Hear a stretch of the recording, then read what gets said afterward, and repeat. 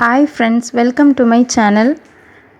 இன்றைக்கி நம்ம இருமல் ஸ்டார்டிங் ஸ்டேஜில் இருக்கிறத எப்படி நீக்கிறது அப்படிங்கிறத பற்றி பார்க்கலாம்.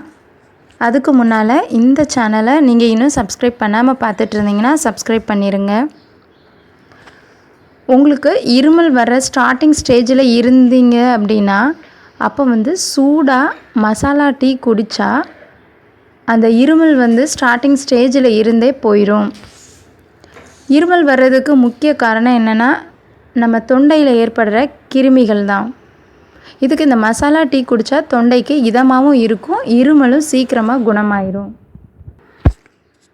மசாலா டீ அப்படின்னா வேறு ஒன்றுமே இல்லை. அதுக்கு ஒரு துண்டு இஞ்சி, கொஞ்சமாக பட்டை, 2 கிராம்பு. டீ போடும்போது அதில் ஒரு துண்டு இஞ்சை நல்லா தட்டி போடணும். அது கூட பட்டைத்தூள், அப்படி இல்லை அப்படின்னா பட்டையை லைட்டாக தட்டி போட்டுக்கோங்க. நெக்ஸ்ட்டு இது கூட கிராம்பு தூளும் சேர்க்கணும். இந்த கிராம்பு தூள் கிடைக்கல அப்படின்னா 2 கிராம்பை தட்டி போட்டால் போதும். இந்த டீயை ரொம்ப சூடாக இருக்கும்போது குடிக்கக்கூடாது, நம்மளால் பொறுக்கக்கூடிய சூடில் குடிக்கணும். அப்படின்னா தான் தொண்டைக்கு நல்லா இதமாக இருக்கும்.